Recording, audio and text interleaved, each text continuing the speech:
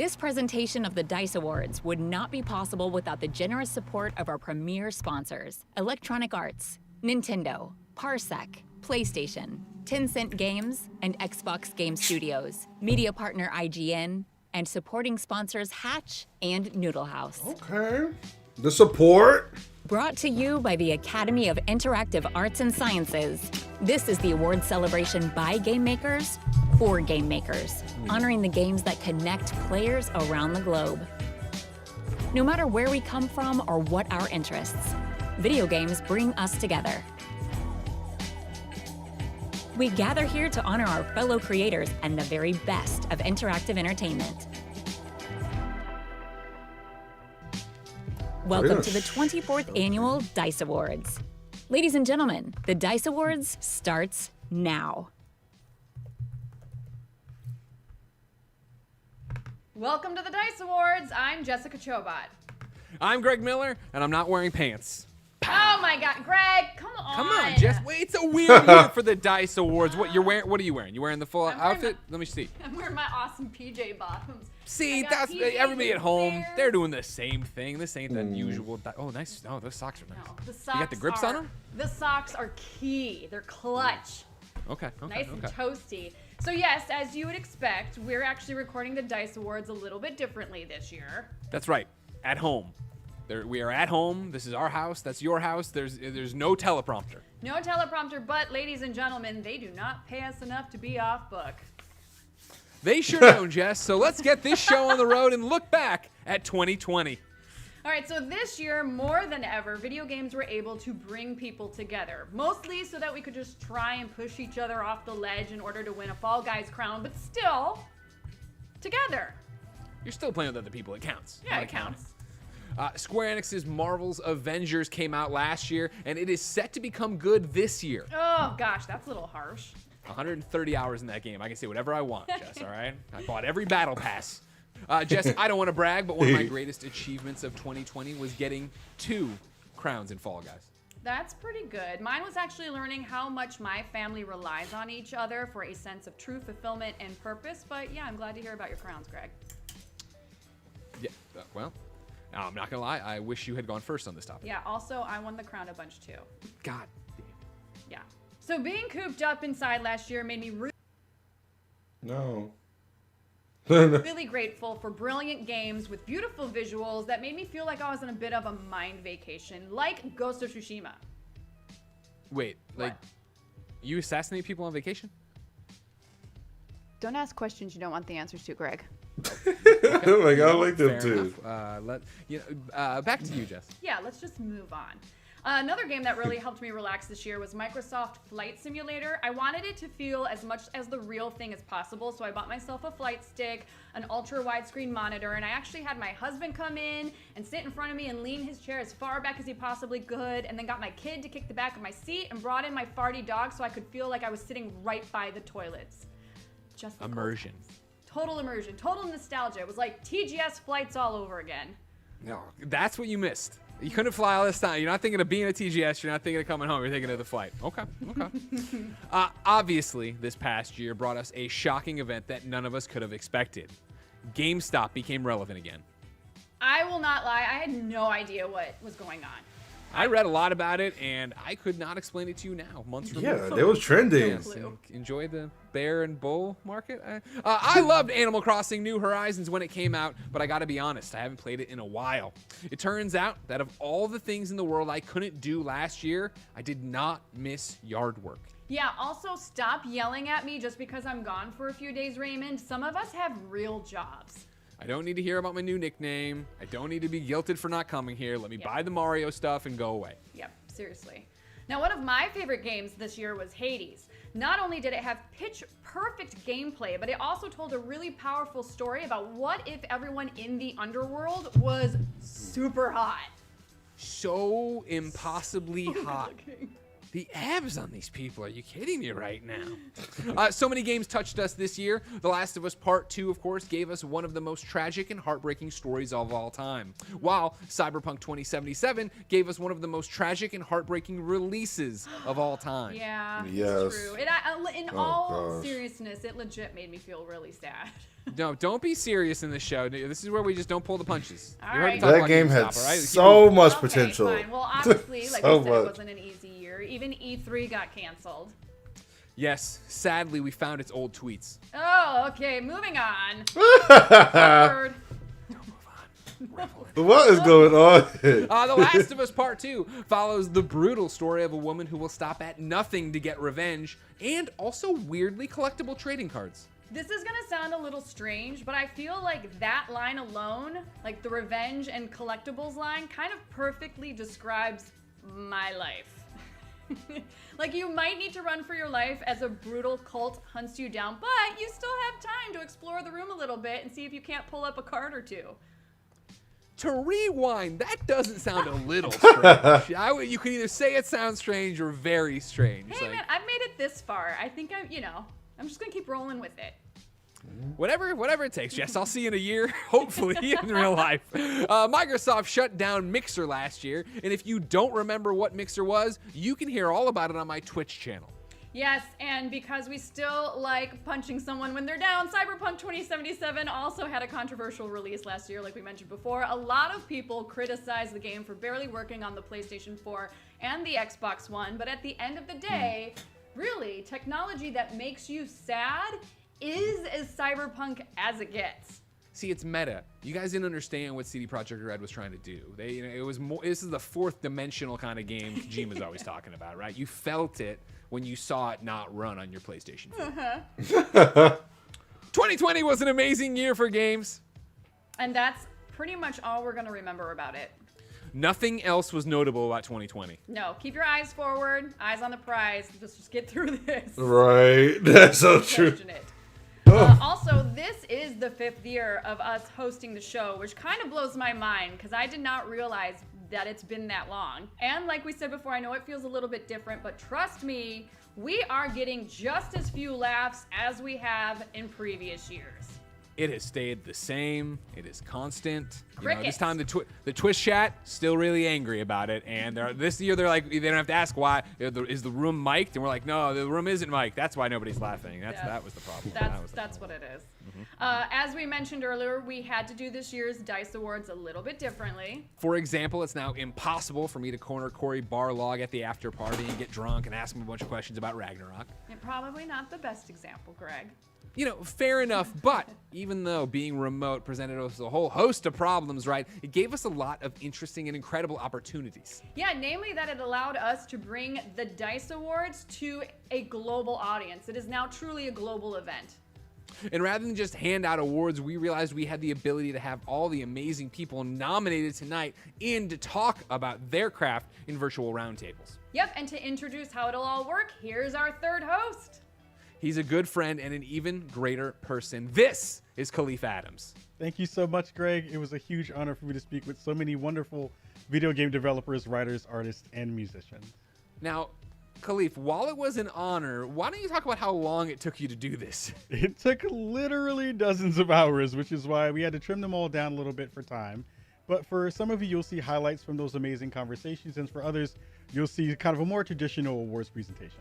Yeah, but the good news is that every roundtable will be posted in its entirety over the next couple of months, including discussions that didn't make it into today's show.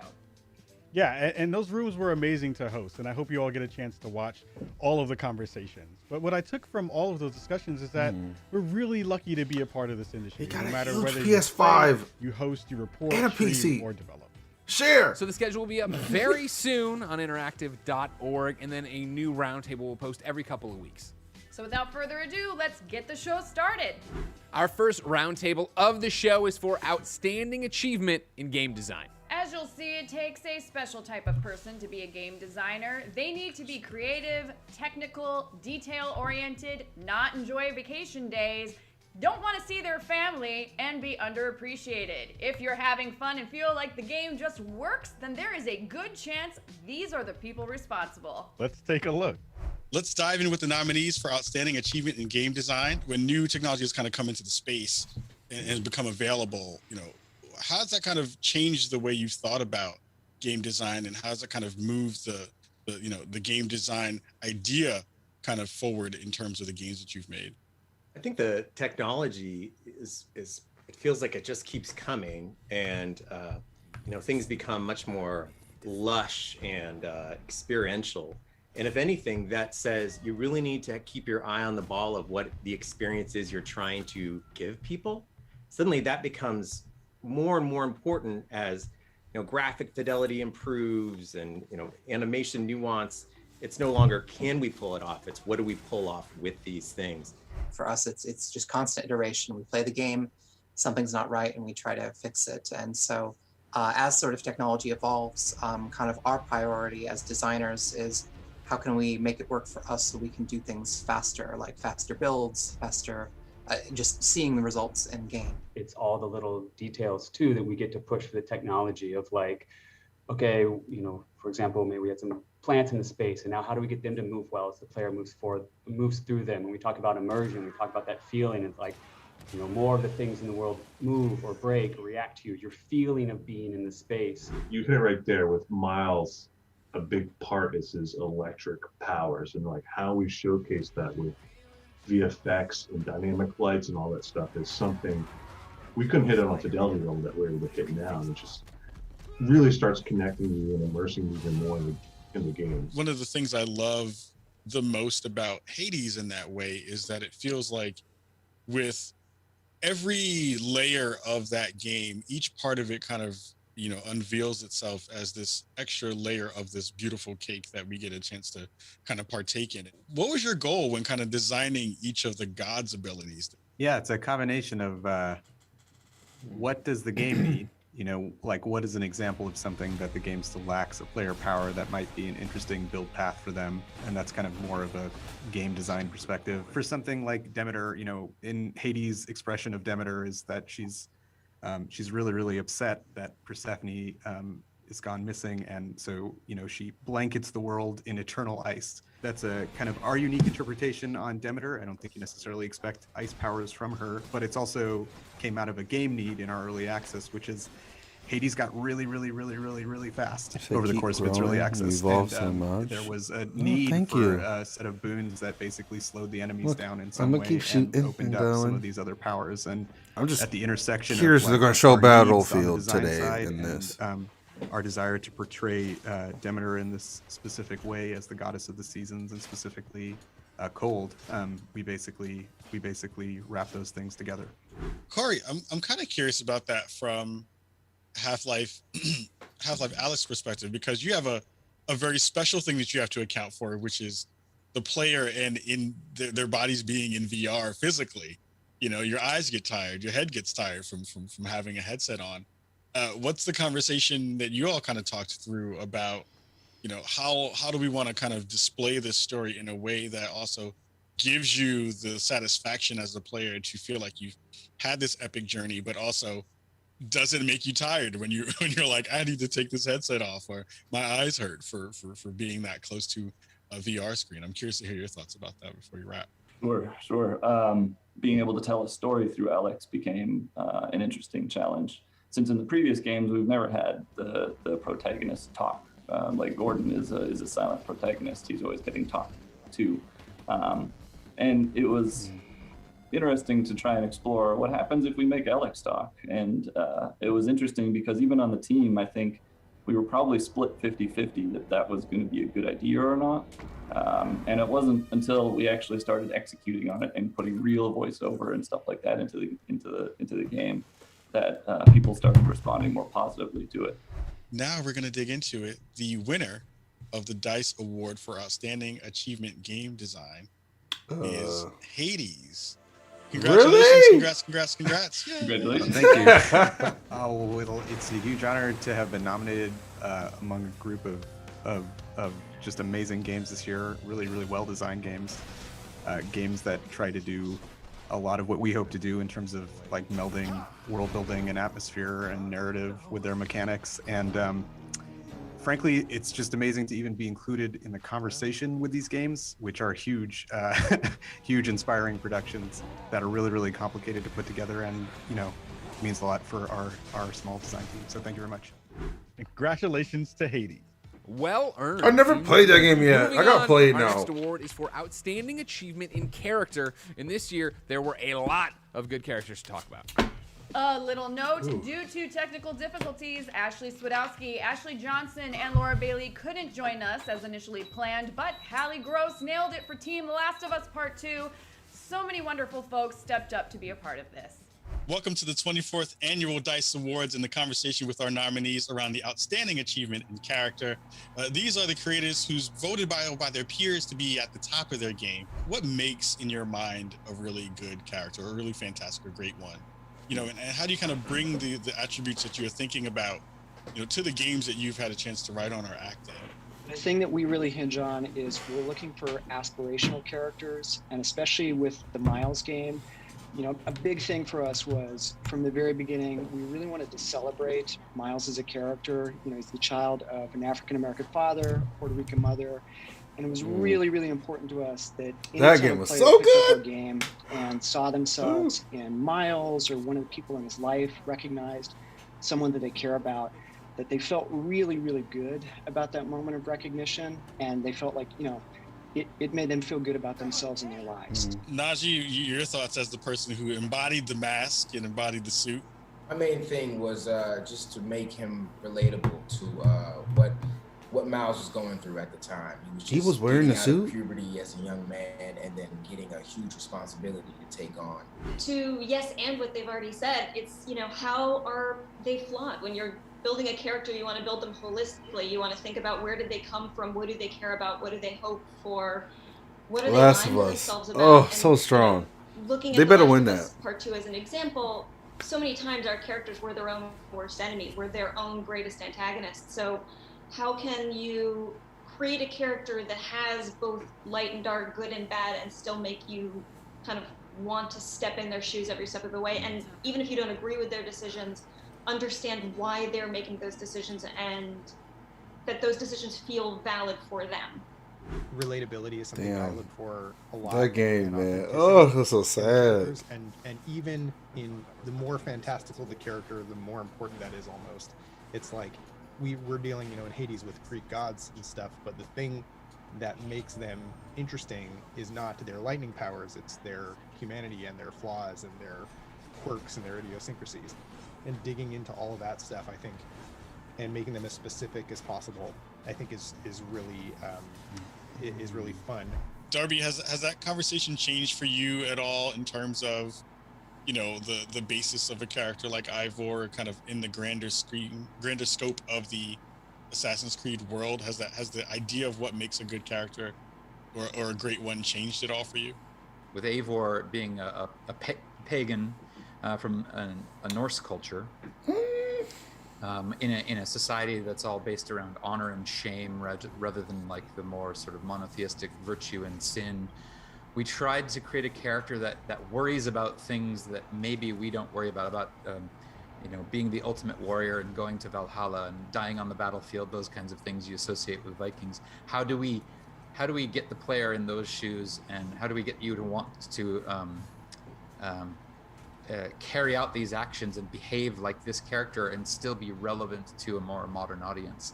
So I'm super excited. We get a chance now to give away our DICE Award for Outstanding Achievement in Character. And the winner is Naughty Dog. Come on. Marvel's Spider-Man Miles Morales. No! Congratulations, team. Nice. Okay, yeah, Spider-Man, yeah, but cool. Naughty, dang, that was so strong. They both were strong games. Thank you both all were so strong. much. First off, I would like to thank God, because without him, this would have been possible. And I would also like to thank the Academy of Interactive Arts and Sciences. I would like to say I am very, very honored to be considered with my fellow nominees. I'm thrilled to accept this award on the behalf of all the hardworking people who brought Marvel's Spider-Man Miles Morales to life. And I want to thank our writers, Ben Arfman and Mary Kenny. Oh, so he was Spider-Man. Head animator, James Ham, and our stunt crew, Jasuri Booker, Seth Austin, and Ross Constam. And huge shout out to Jordan Holland, Dominique Batts, Darius Salary, Come Chris on. Michael Carter, Jaharon Jackson. We got a shoulder run Will here. Dickerson, Sergio Heights, Alex Aligan, and Moses Abadego. And our creative director, Brian Horton. And everyone at Man! Games, Marvel Games, and Sony Interactive. Thank you all so much. Okay. You're welcome. Miles Morales. Look, he's too loud. Great game right there. Don't listen to Blessing Jr. All right, you know what I mean? Cop? Congrats, Don't trust this though. kid. Yes. He's too young. He doesn't know things yet. That was so good. There's nothing better in games than getting to play a role in a grand interactive tale, and there's nobody better to say how they do it than the nominees for Outstanding Achievement in Story. Hi, everybody. I'm Story. here with the nominees for Outstanding Achievement in Story. Is it gonna be those Story same has So many games? different forms: dance, books, movies. You know, even Oh, okay. I sometimes see two summaries new can game play people. themselves into Okay. that equation. Okay, we got new but companies what over this here. medium makes the storytelling more interesting. 13 Sentinels in particular is really a cohesive love letter to the never many played stories that that game. came before it. Each character in the game is playing on a distinct influence in media. For example, one route might feel like it's a mystery, one is like a shoujo manga, another is like a thriller. So it really is about pulling all these unique genres that you might have known of, that you might have experienced yourself, Complete story. and then fashioning that together into a new experience through 13 Sentinels. Jake, I'm curious to hear your thoughts as well about how did you kind of come to the story that you decided to bring to the world, and what was very different in the way that you might have told this if it wasn't in video game format as opposed to the way it was. My team, we really like working at a very we really like making stories that unfold at a very slow pace, like this one that we made, and they give a lot of space for things to kind of resonate while you have the player doing I never played this game either. tasks. Things can be kind of echoing or something. Oh, okay, we're focused on a story this so time. I really enjoyed finding that kind of openness. In Ghost, Jin is kind of forced to abandon his honor in order to win this kind of big war. His change into Ghost and subsequent kind of moral, conflict with his uncle was kind of central to his journey. How important was it for the overall story that Jin kind of faced these consequences and, in his actions, that they were kind of really meant there to kind of save his people? The entire narrative, not just Jin's narrative, but every side character story exists to tell a different side of what that would be like. The prime relationship is between Jin, our hero, and his uncle, who's the personification of kind of the status quo. Really and truly, it only works because you like the uncle and you don't want to lose that relationship. You don't want to lose that person who you care about because that's the person you thought you wanted to be. How important was it to kind of lean into those conversations around family with Hades as well, Greg? It's kind of like at the heart of the entire concept for us that really, not so secretly, Hades is a story about family, and the kind of dynamics, the complicated dynamics that can happen with kind of the underlying idea that if even the gods have such messy family relationships, then what hope do any of us mortals have? Ellie and Abby were entangled in an intertwining story. How difficult was it to build that story so well and keep the players so completely engaged as you tried? I In was this instance, it was like I was how hooked to can we Last of tell Us. Two stories of Oh, people that that just got me so through emotional. circumstances have become antagonistic towards each other, but are not necessarily better or worse morally than the other. They just have come from different places, and their stories just have placed them at odds. So then you have like the meeting, you have like the inciting incident, you have all these things that you could throw on the board pretty quickly, and then you start brainstorming as not just writers but as a team, like what would be cool to play. Now I get to do my favorite part of these conversations, which is give away a lovely dice award. We're going to give away our Outstanding Achievement in Story Award, and the dice award goes to The Last of Us 2. Yes, that story. It was What an honor, just especially like perfect. as we're here chatting and I'm like thinking about each one of these games that have not only told compelling stories, but have done it each in a different creative way within our medium. Like, I really think this could have gone to anyone. So just shout out to everybody here. It's an honor to be amongst you guys. I want to, I guess, call it the narrative team. My co-writer, Hallie Gross, and then Josh Scher and Ryan James, who helped me co-write this massive game. And then really everyone at Naughty Dog. We all work, it's a collaborative medium. And it, like we've been talking about here, it's so many of the ideas come from either specific brainstorms or just like a chat by the water cooler, or just trying to make the best game we can with the tools that we have, and trying to fumble our way through this. So on behalf of everyone at Naughty Dog, just thank you. Well deserved, Naughty Dog. Indeed. They did the best. Let's just say it. Game of the year. Is this going to be another Zelda year too, Jess, where they just get everything, you think? Get everything? I don't know. Yeah. Maybe. Okay, let's find out. They got Game of the Year. They got art. They got they wanted so And as I much. mentioned before, remember that the full discussions will be available over at interactive.org very soon. Next up is Action Game of the Year. Uh-oh. The nominees for Action Game of the Year are Half-Life Alyx. They gonna do no previews or something? Hades.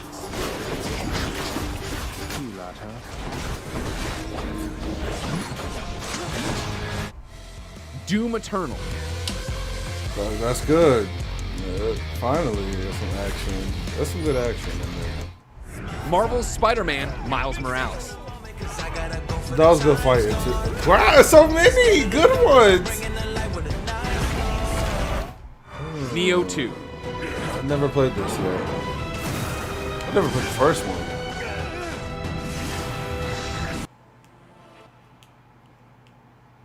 Never gotten to actually give out an award at this show. Hold on, I gotta open my virtual envelope. And the winner is Hades. Thank you so much.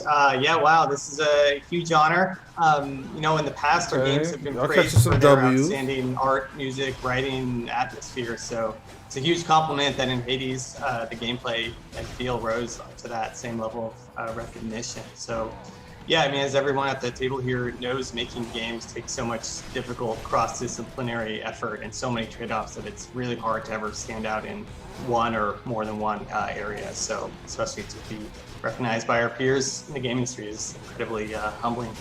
Congratulations on both this award and stealing hundreds of hours all of us could have spent with family. And now you gotta ask yourself, Jess. Yeah. Is it Hades that's gonna be the Zelda? Who's gonna be the Zelda? Who's Breath of the Wild? Is I it mean, gonna be if Last we're of Us? going off what we know right now as we're reading through this, I Two think Hades. maybe Hades.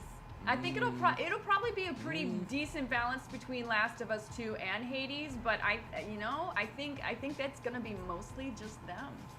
Kyle, what do you think? I mean, I'm still waiting for the award for most abs because we know who would win that easy. That's the easy one. Greg, right? That's a keg, not a six-pack. After that is Adventure Game of the Year, and the nominees are Assassin's Creed Valhalla,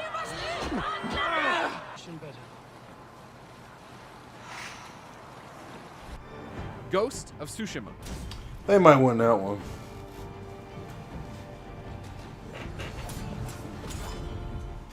Kentucky Route Zero TV Edition, I never heard this game.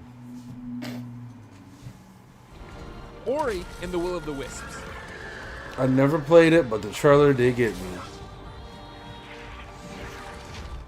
The Last of Us Part 2, They might. They said they might win it. Last of Us coming for that trophy. and the winner is Ghost of Tsushima. Okay, yeah, it was out of those Obviously, two. there's so many great games out there, and we're just all lucky to be in the same industry making such cool stuff together.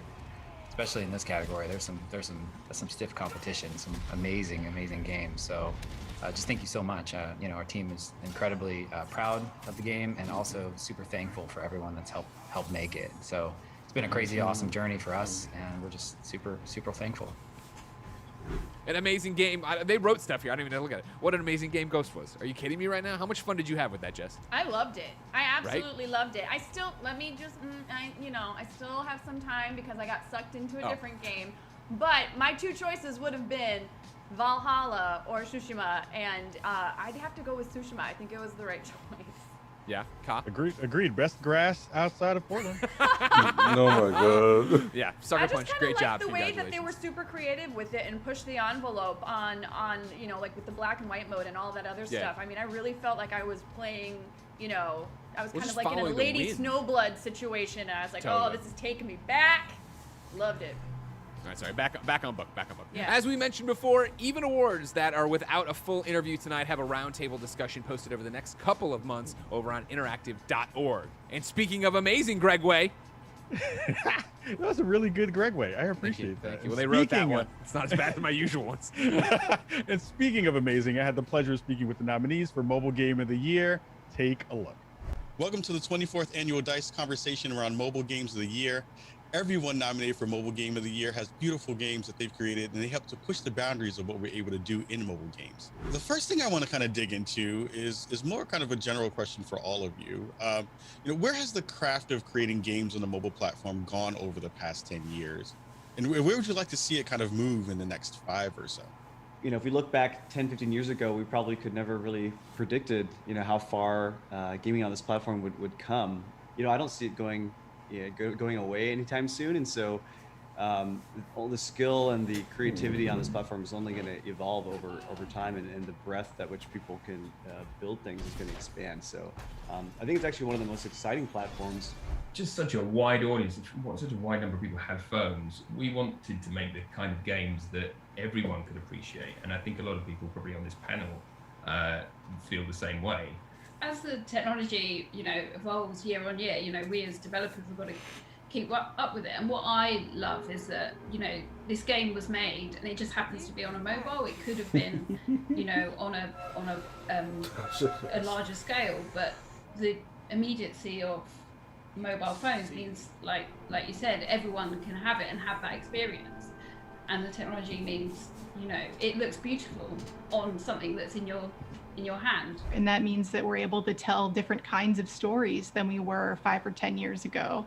I'm really excited to know what everyone else's story is, the stories we haven't heard Hey, Ryan. from the kinds of people who haven't previously Just watching these been a awards. part of the games community. One of the things that I'm really interested in people that are really sort of so experienced with mobile titles, I'm slightly in awe of, is how you kind of get to a point where you can go, I can give you a totally rewarding, completely rounded gaming experience that you can be in of and out of again in literally 3, 5, 6 minutes, and you still feel that sense of completion. You still feel like you've achieved something in there. And for me, that's one of the real art forms of mobile development that This game looks good though. Like from the outside, I've been such kind of Just pop in and say hi. forward. People Okay, can see get you. that sense Hi. of, I've really achieved something here, and I've done it in literally minutes, and I'm out again. And I think that's a really remarkable thing that you know happens. I'm trying to think of like what that means for a game like Song of Bloom as well, with a constantly kind of shifting, unique experience that you felt like you were kind of riding along, the players riding along with you. You know, what did you kind of expect players to kind of most dig into, or feel like, you know, that so much was going to be happening underneath the surface? How did you kind of make sure that they were kind of capturing and getting into all the good meat of the game without, you know, getting stuck or getting, you know, too lost in the space? I'm curious about that from you. That I really wanted that the player is motivated to explore it and feel playful to just play with it. But instead, they just waited for instructions, which I just didn't want to provide. So I just open up a space, and that space lets you do anything. So you can interact with it via touch, and something happens. Not necessarily the right thing, but something happens. You know, again, thank you all for sharing thoughts on everything that you've done in the games that you put out into the world, because they're all fantastic. And now we get to tell you all who gets to win the award for Best Mobile Game of the Year. And our winner is Legends of Runeterra. Congratulations, Jeff. Wow. Gosh, I mean, that's amazing. It's definitely an honor to be recognized by DICE, and honestly to be up here with such great company. So thank you all very much. You know, I'm floored, because honestly, our mission has always been to kind of create that card game that celebrated players, you know, creativity and cleverness, like I talked about, and showcase these rich stories in the League of Legends universe. And it's tough. I think we're entering a genre that has a lot of different stigmas about it. But I'm really excited how we've been able to bring that universe to our players and honestly bring joy, hopefully, to a lot of players' lives, especially during this crazy time. So yeah, I guess I'll say thanks to Riot and all the writers who supported us along the way here. I honestly feel like we couldn't have made this game anywhere else, and I feel really proud to be there and to represent them. And honestly, congrats to our amazing team who worked on Legends of Runeterra and their dedication towards making our players' dreams come true. Where I think a lot of us grew up playing card games, and we were able to kind of make our dream game. And thanks so much, Dice, and we really appreciate it. It's quite an honor. Amazing work. Yeah. These roundtables look like they were so much fun, Kyle. Oh, they were a blast. I got to meet so many wonderful folks, and they were all brilliant. It was super cool. You should go check them out at www.interactive.org. Ooh, nicely done. Damn, he's a professional. Dang, he just wrote that in there himself. Next up, these nominees for Outstanding Achievement for an Independent Game embodied the idea that small teams with limited budgets can make great things. Here are the highlights. For each of you developing with really small teams, what were the most challenging parts, and how did you get those games across the finish line? Yeah, right. Well, we decided to release the game in episodes, and a big part of that, it wasn't our initial vision for the game, but a big part of that decision was about exactly this, like maintaining, feeding the audience, nurturing the audience, at the same time as we were talking about kind of trying to keep our team alive. We're just like trying to keep the audience alive. And it was really hard for us to share teasers and things like that because we were very sensitive about not spoiling these sort of moments of novelty or surprise that were kind of load bearing in our story. And so it was really hard to figure out how to keep in touch with the audience. And we wanted to see what we could do with a really focused pre-production period, and then planned to launch into early access to try a new process of development for us and to really try to refine the game with the help of an audience and make it as good as we could with the input of players. So much of I'd say the first half of the first 2/3 of your project, you're creating ideas and you're adding all this stuff, and then at some point you gotta you're adding ideas without knowing where it's going, and it's figuring out where it's going to end up that allows you then cut everything and get to, okay, here is our end point, or here is the most important part of the game. when we did the game jam, Fahmi Hasni, back then he was our marketing guy. He wanted to make a game that emulates the feeling of holding a warm drink and watching the rain while listening to music and talking to friends, in a coffee shop. We had this, as I mentioned earlier, we had this physics system, every pixel is simulated, and we knew that it's a lot of fun. It was fun to toy with. There have been this powder toy browser games for a long time that haven't had a gameplay element, but have been still a lot of fun to play with. So we knew that it was fun. We noticed that destroying the world, transmuting materials to acid and seeing everything melt was fun to see. But we ran into the problem multiple times where we realized that, if the game is just about, I don't know, you are a living explosion and you explode everything every single time, that stops being interesting. And actually realizing that giving restrictions require the player to be more creative. We are at one of my favorite parts. My favorite part in general of doing these wonderful conversations. Now I get to give an award away to one of you amazing folks.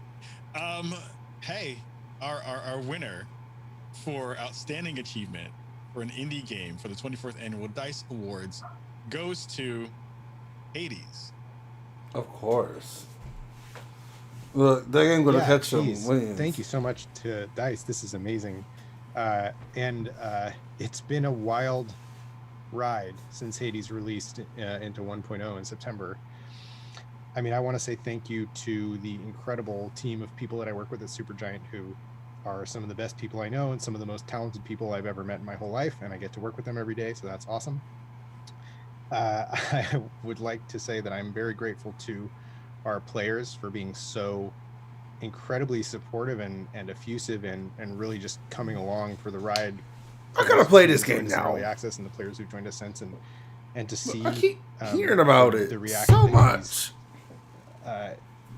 kind of blow up in a way that none of our previous games have to a degree has been really incredible, especially in sort of like a pretty dark time, a dark period in the world. It's nice to see people having things to say about Hades, that it helped them through something, it helped them cope with something, it helped them deal with it was a mirror for their daily life. All that kind of stuff was really incredible for me personally to see. So I feel incredibly honored to receive this award there on was behalf of Super animations along with gameplay in this Hades thing? again, which honestly makes me want to play Hades again.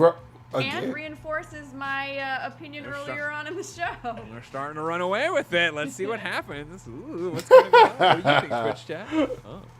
Who's gonna win? Over there. Hades catching them awards. We still have a lot of awards to go, so let's see what the nominees for Immersive Reality Technical Achievement had to say. Carrie and Nate, I think the games that you both have made have the kind of most direct, connection or analog to the kind of more traditional game space in some of the things you've done with Mario Kart and Half-Life Alyx. I'm curious to hear your thoughts about what that process looks like as well, making this experience very, very singular and different compared to what a kind of traditional version of it might have been. The ability of the teams to put in mixed reality that one. elements to really bring that experience to life, a video game experience to life in a very mundane setting, in your kitchen or wherever you set it up, I think was the focus from the start, and I think they just did a fantastic job. Oh, come on.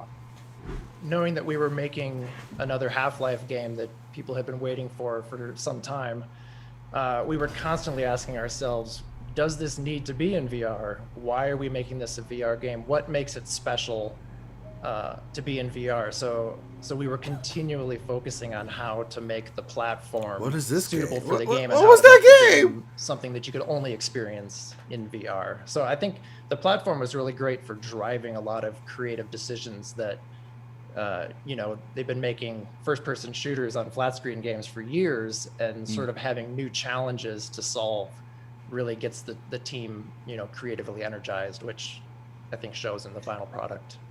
Yeah, for us, it's a lot about media specificity. So there's obviously things that you can do in a simulated environment that aren't replicatable in real life, whether physics or even the way that bodies can be modified and perspectives can shift.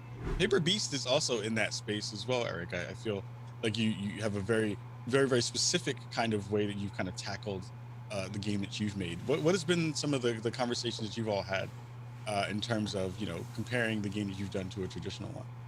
What I love with VR is the interaction with physics system, because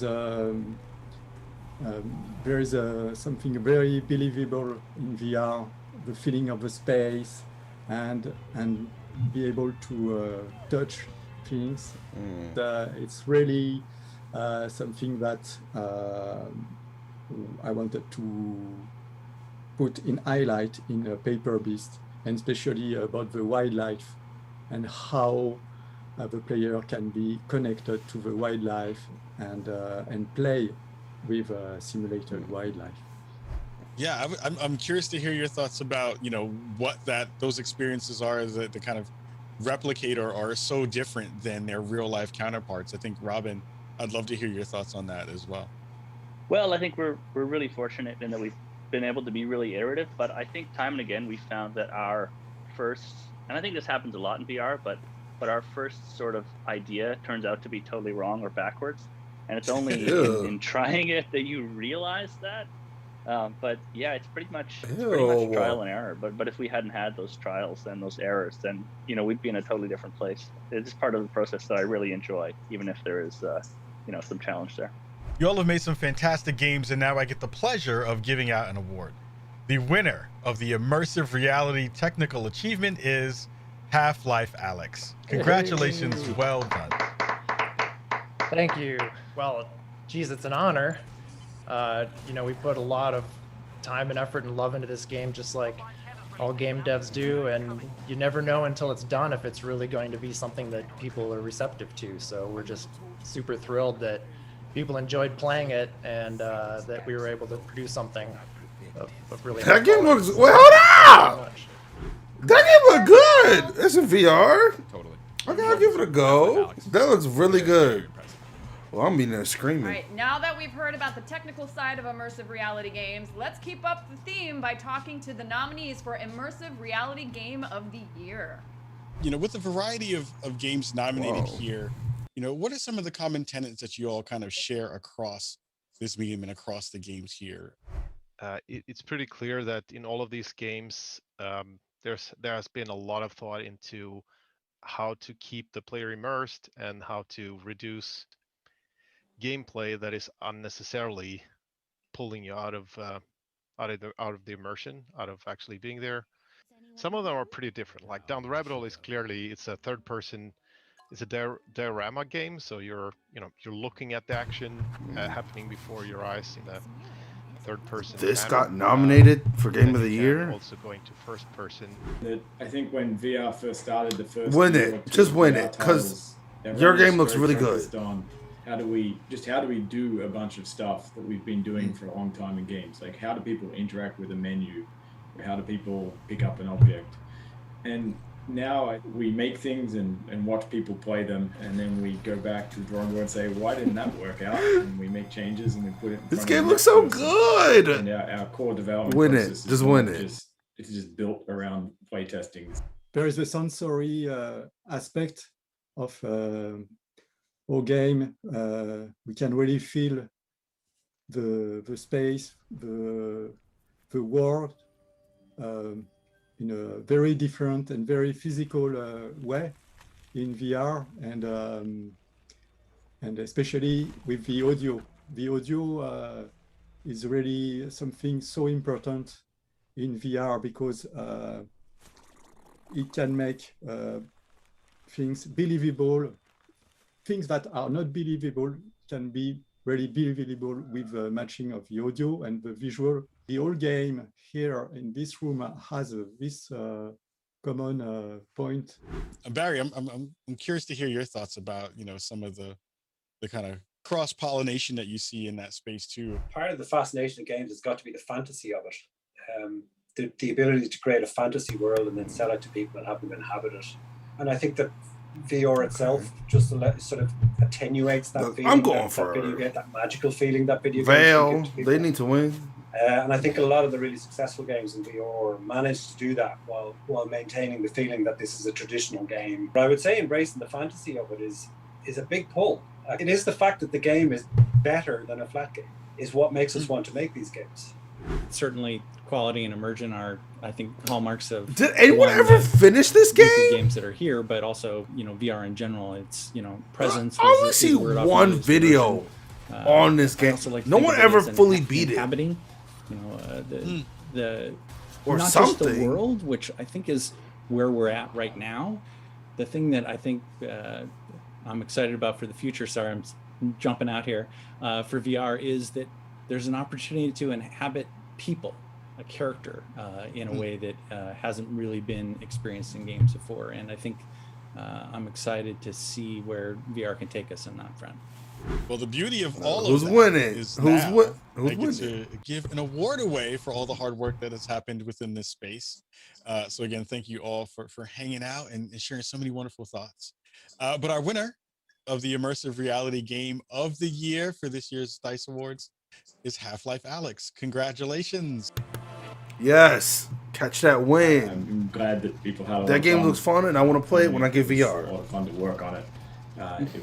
We always joked inside the company that it was the only game we've ever worked on where we're more afraid to announce it than we were to actually release it. And the reaction from customers to that announcement was better than we hoped, and it was really gratifying to see people have so much fun with it. And it's great to see people still, you know, VR is a medium where lots of people are still getting into it every day, picking up new hardware. There's lots of different hardware they can get, and we tried to make sure they could, whatever they got, they could play it. And so, you know, still hearing from people who are trying it out now and enjoying it, and that's a lot of fun. So thank you. Another Valve win. Excellent, you guys.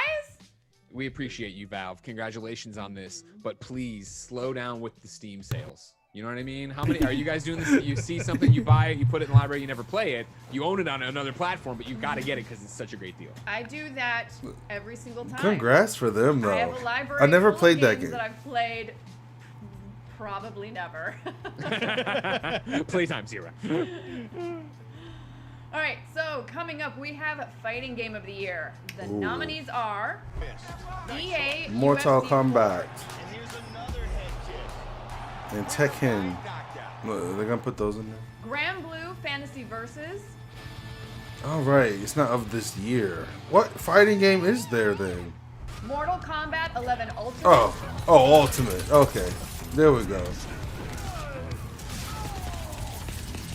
Them's Fighting Herds. What is that? What am I watching? If y'all don't get that to Mortal Kombat and let me get up out of The here. winner is Mortal Kombat Thank you. 11 Ultimate. Thank you very much. Didn't even stand a Like, you chance. know, I couldn't be more excited about this year's palette of fighting games that are out there. You know, I mean, like Omari said, Those we are have some one end of the corny spectrum games. is farm animals fighting, and then we have the Mortal Kombat, and then we have the most realistic, and then the Grand Blue Fantasy. Such a cool story of Just it, you know, stop. coming from a mobile Just stop. game and becoming You're a laughing. really solid fighter. They tried to put that. in its Mortal own Kombat. right Are you is, kidding me?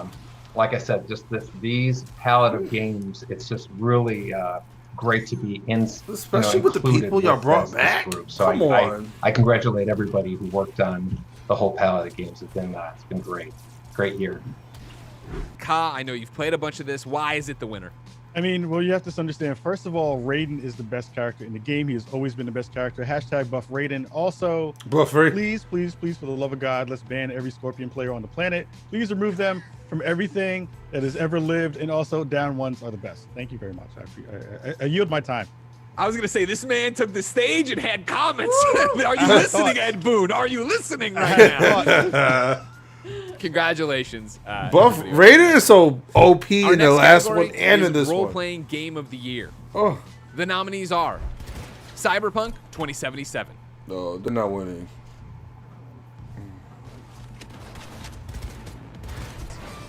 Final Fantasy VII Remake. That was a good game.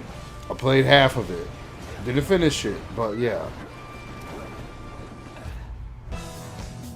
Persona 5 Royal. Oh, I heard so much about it. I just never really watched the anime as much. So. Wasteland 3. Oh, people actually like Wasteland a lot. This has good story.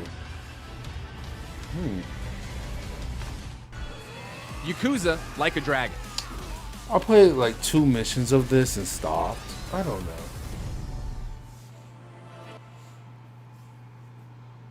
And the winner is Final Fantasy VII Remake. Yes. はい、ありがとうございます。Yes. 数ある中から受賞したこと Thank you. 非常に光栄に思います。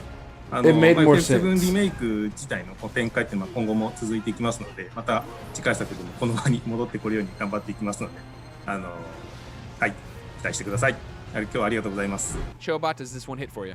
Yeah, it kind of does. I mean, I also really enjoyed Persona 5 Royal, so I think I would give it to Final Fantasy VII Remake a bit more, only because I'm still bitter about how my first Persona 5 lost my save file halfway through. No. No. So, you know, I'm a little bitter. Fair enough. Fair enough. But yeah, I think that's a worthy good. win for sure. And of course, remember, ladies and gentlemen, the full roundtable interview will be up in the upcoming months on interactive.org. You got a reason to come back every couple of weeks. We promise you'll enjoy them. Please watch them. Don't you want to see Ka back next year? If you watch these, they will have to bring him back next year. Heading back into our next discussion, I virtually sat down with the nominees for Outstanding Achievement in Original Music Composition. Let's roll the tape. No one uses tape anymore, Greg. What are you You talking roll, about? then hit play. Well, you even hit. You press play. Someone is back there with an Avid or some kind of encoder. I guess they've actually already done it. This is all old, isn't it? You know, when you're kind of starting the process of scoring a game, you know, what aspect of music. that is kind of the most important and kind of most valued part in the process when you're kind of thinking about what this music should evoke and how it should kind of connect to the player. I feel like each game has a kind of basic rhythm and speed and feel. Kind of, I'm looking at that, like add that. It's a whole different another level of choice you can make. This is like I choose my instrument based on palette, based on what I'm seeing. What I've chosen the speed based on the rhythm and the on the game based. If you have music in your game, and for me, it's like a even tempo. If that's saying it's not right, it just feels off the game. It really has the ability to, I think, like slow a game down and create some almost or fast. It's too can become maybe as well. I'm kind of curious from you all here and about the initial question. What kind of aspect are kind of that process for you to do? Always better. It's to be early and definitely and it's more normal. Late, but if one advantage to it is coming in, it's that they've late well figured out pretty what this is game and because in the case of in the athlete, there's a lot of the came in with that and a lot of there's content of the music game sort of bring itself around and then they realize that and I was suddenly grasping air thinking 40 minutes of music that we just need anymore. And I find that I don't like that as a process part of the it's obvious, but obviously it just means it that you take it as it is. You just have to roll the parameters there that long. Being clever, some really twists within this and the Orpheus, the music plays kind of differently, depending on upon the players do particular part in those moments. So the music kind of comes, composed fit each specific kind of those sections or places. Was it there thing where it was kind of a feel that general kind of was foundation and kind of fits those nests the part along with it. Pieces like the set chase or the is the on thing that it's time to get every episode at the end of they set that piece. Whereas there are places where some other it's standard exploration, standard music, mood, kind of thing, and or there's moments where kind of both where doing to being up set piece mode. Brad, I want to the question again is more you around like when you're thinking about attention, building that, how important, how is it that game like, you know, in this that is a huge common focus of it, that you kind of you being, you know, you're familiar kind of people kind of